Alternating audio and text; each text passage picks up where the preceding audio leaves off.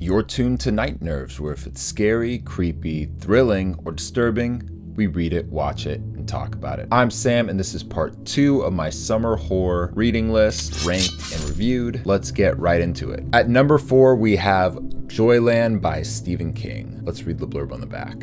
College student Devin Jones took the summer job at Joyland, hoping to forget the girl who broke his heart. But he wound up facing something far more terrible.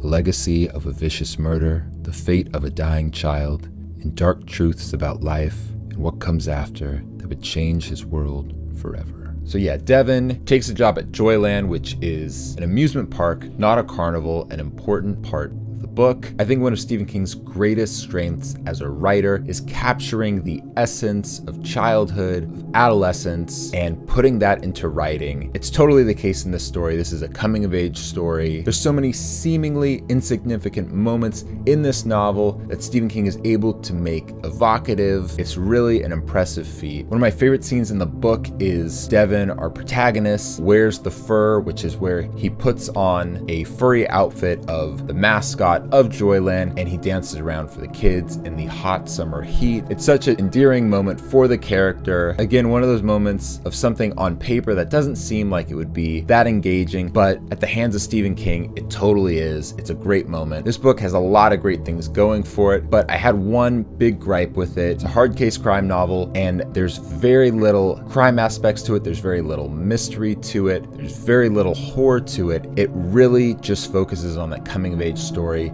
and a lot of that mystery of the crime aspect, it feels like it's sidelined to focus on Devin and his character development, him connecting with other characters, which for a lot of the story is fine with me, but those moments where it teases that mystery and then it will go right back to being a coming of age story, I found myself wanting to stay with it. I wish it would have dug a little deeper into those mystery aspects. I feel like I'm ultra critical of King because he is one of my favorite authors. He's a very important author. I credit him with getting me deep into horror, especially adult horror fiction. He's written some of my favorite stories of all time. In any case, I really enjoyed this novel.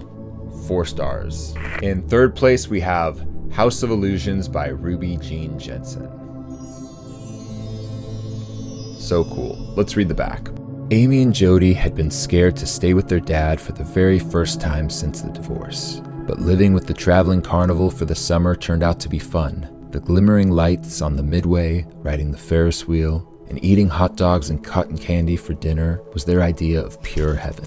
But it turned into a hellish nightmare the day Jody stepped into the amazing House of Illusions. It was there she saw the clowns, with their big red noses, fluffy white hair, floppy shoes, and deadly grins. It was no illusion that these clowns were hungry for death.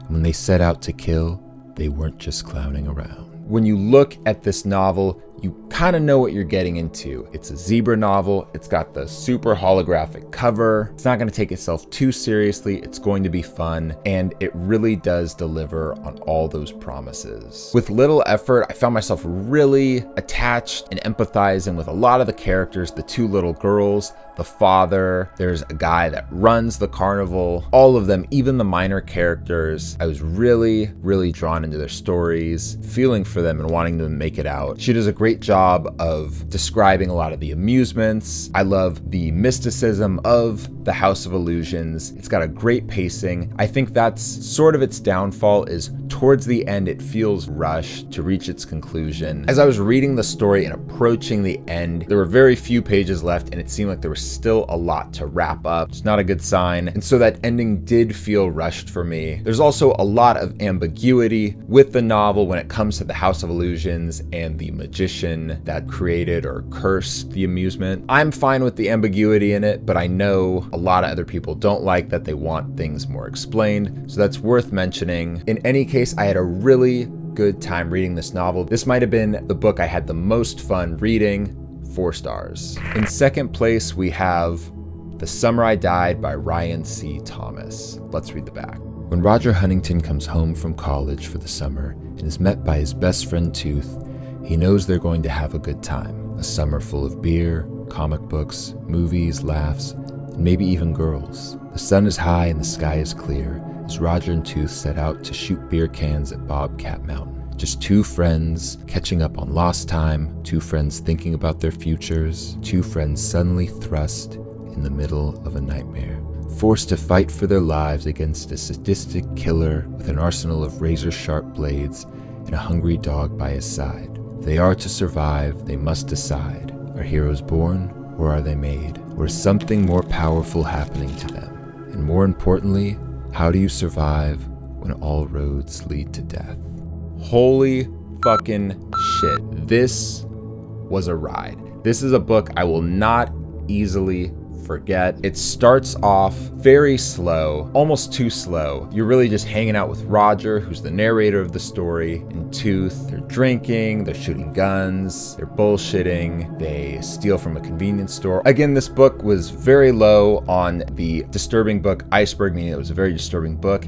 And in those first 80 or so pages, I was starting to doubt that this was going to be a really disturbing horror novel. It's really not till like 80 pages into the novel that stuff really starts to happen. And boy, it just smacks you in the face. What I think is most impressive about this novel, though, is it is an extreme horror novel, but it doesn't feel like Thomas is trying to be exploitative or over the top or edgy. It just feels like it's telling a story of trauma, the end of innocence, and it really is a gut-wrenching story. All the brutality, the suffering, the torture in the novel really hangs together well in the story, and it feels earned, if that makes sense. It doesn't feel like he's just throwing stuff in for shock value. It really feels like it's part of the story, which I think is very hard to do with an extreme horror novel. And that being said, there are a lot of very, very gnarly scenes in this novel. There's a ton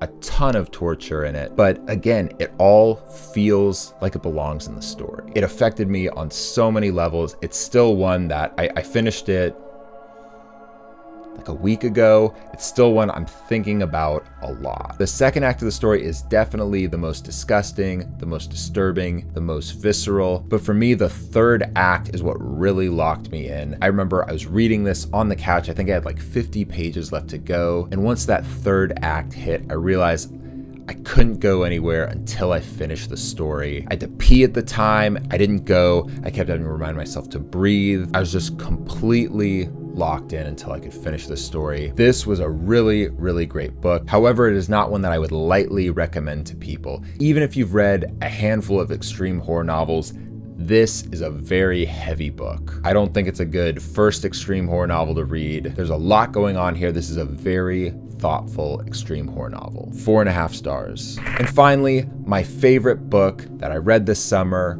was Offseason by Jack Ketchum. Let's read the back. September. A beautiful New York editor retreats to a lonely cabin on a hill in the quiet Maine beach town of Dead River.